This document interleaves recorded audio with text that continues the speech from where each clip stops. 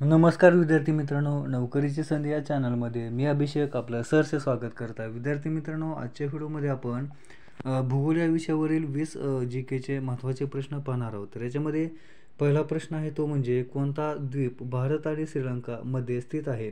तर याच्यामध्ये आपल्याला माहीत आहे मालद्वीप सुद्धा नाही, त्याच्यानंतर लक्षद्वीप नाही, त्याच्यानंतर दमण आणि दीव हे सुद्धा नाही. तर याच्यामध्ये रामेश्वरम हा द्वीप भारतामध्ये आणि श्रीलंका यांच्यामध्ये स्थित आहे. पुढचा प्रश्न आहे लक्षद्वीप समूहाच्या एकूण द्वीपांची संख्या किती आहे. तर याच्यामध्ये लक्षद्वीप समूहाच्या एकूण द्वीपांची संख्या ही 36 इतकी आहे.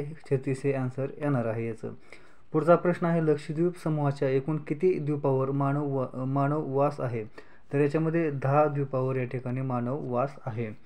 याच्यामध्ये पुढचा प्रश्न असा आहे की भारताच्या कोणत्या ठिकाणाला सफेद पाणी असे नावाने ओळखले जाते. तर याच्यामध्ये बघा, सियाचीन हे जे ठिकाण आहे या ठिकाणी मोठ्या प्रमाणावर बर्फवृष्टी होते, त्यामुळे हे जे सियाचीन हे ठिकाण जे आहे ते ठिकाण त्या ठिकाणाला सफेद पाणी म्हणून ओळखलं जातं. पुढचा जो प्रश्न आहे तो म्हणजे चीनच्या ताब्यात असलेल्या जम्मू काश्मीरच्या भागाला काय म्हणतात. तर चीनच्या ताब्यात असलेल्या जम्मू काश्मीरच्या भागाला अक्साई चीन असं म्हटलं जातं. पुढचा प्रश्न आहे भारतात शीत मरुस्थल कोणते आहे. तर भारतामध्ये शीत मरुस्थल आहे, म्हणजेच ज्या ठिकाणी शीत जमीन आहे, बर्फ आहे असा जो भाग असतो त्या भागाला शीत मरुस्थल म्हटलं जातं आणि लडाख हा शीत मरुस्थलाचा भारतातील भाग आहे. भारतामधील देशांतर स्थिती काय आहे. तर याच्यामध्ये देशांतर आहे ते 68.7 आणि 97.25 हे देशांतर स्थित आहे. त्याच्यानंतर भारतात किती केंद्रशासित प्रदेश आहेत. तर याच्यामध्ये 2011च्या जनगणनेनुसार 11चा जनगणना असेल किंवा जुना जो डेटा असेल त्या जुन्या डेटाच्या नुसार भारतामध्ये 7 केंद्रशासित प्रदेश होते, परंतु सध्याचा विचार करायचा झाल्यास करंटली भारतामध्ये 28 राज्य आहेत आणि 8 केंद्रशासित प्रदेश आहेत. त्याच्यानंतर न्यूमूर द्वीप वरून भारताचे कोणत्या देशासोबत विवाद चालू आहेत. याच्यामध्ये बघा, न्यूमर हे जे बेट आहे ते भारत आणि बांगलादेश याच्या दरम्यान येतं, त्यामुळे या देशामुळे भारत बांगलादेश या दोन देशांमध्ये तणाव निर्माण झालेला आहे. त्याच्यानंतर पुढचा प्रश्न आहे तो भारत कोणत्या गोलार्धात स्थित आहे. भारत हा उत्तर या गोलार्धामध्ये स्थित आहे. पुढचा प्रश्न आहे केंद्रशासित प्रदेश दादर नगर हवेली भारताच्या कोणत्या 2 राज्यांच्या मध्ये स्थित आहे. तर केंद्रशासित प्रदेश दादर नगर हवेली हा भारताच्या गुजरात आणि महाराष्ट्र या 2 राज्यांच्या दरम्यान स्थित प्रदेश आहे. त्याच्यानंतरचा पुढचा जो प्रश्न आहे तो म्हणजे कोणत्या राज्याला पहिले नेपाच्या नावाने ओळखले जायचे. तर याच्यामध्ये अरुणाचल प्रदेश या राज्याला पहिले नेपा या नावाने ओळखले जायचे. त्याच्यानंतर पुढचा प्रश्न आहे तो केंद्रशासित प्रदेश अंदमान निकोबार द्वीपसमूहाची राजधानी पोर्ट ब्लेअर कोणत्या द्वीपवर स्थित आहे. तर याची जी राजधानी आहे पोर्ट ब्लेअर ही दक्षिण अंदमान या द्वीपावर स्थित आहे.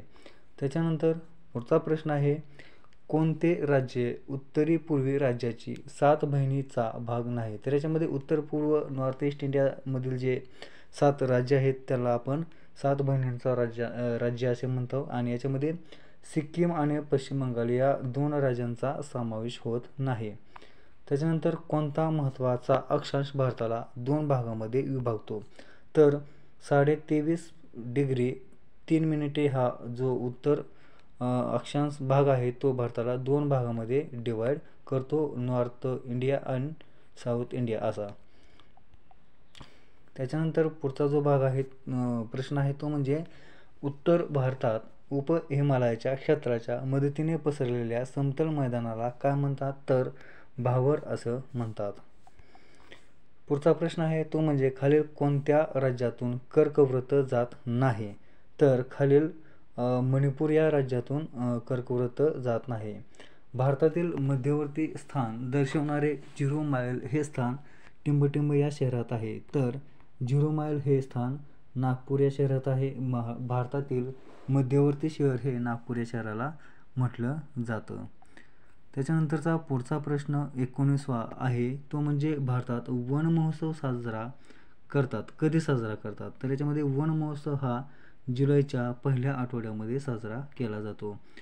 पुढचा प्रश्न आहे, भारतात गंगेच्या मैदानी प्रदेशाने भारतातील किती टक्के लोक सामावून घेतलेले आहेत? म्हणजे गंगेचा जो भारतातील मैदानी प्रदेश आहे उत्तरेकडील, त्याच्यामध्ये किती टक्के लोकसंख्या आहे? तर याच्यामध्ये जवळपास 33% लोकसंख्या ही 23% लोकसंख्या ही गंगेच्या मैदानी प्रदेशाने व्यापलेली आहे. तर विद्यार्थी मित्रांनो, अशा प्रकारे आपण आजच्या व्हिडिओमध्ये 20 प्रश्न भूगोल GKचे पाहिलेले आहेत. विद्यार्थी मित्रांनो, आपल्याला व्हिडिओ कसा वाटला आहे आपल्या कमेंट बॉक्समध्ये नक्की कळवा. सोबत आपला हा चॅनल सबस्क्राईब करा. आपला हा चॅनल आपल्या जास्तीत जास्त विद्यार्थी मित्रांपर्यंत शेअर करा, जेणेकरून त्यांना अशाच प्रकारचे नवनवीन अपडेट भेटत राहतील. सोबत पोलीस भरती आणि इतर कोणत्याही स्पर्धा परीक्षेविषयी आपल्या मनामध्ये काही प्रश्न असल्यास आपण कमेंट बॉक्समध्ये कमेंट करू शकता. भेटूया अशाच प्रकारच्या नवीन व्हिडिओमध्ये. तोपर्यंत जय हिंद, जय महाराष्ट्र.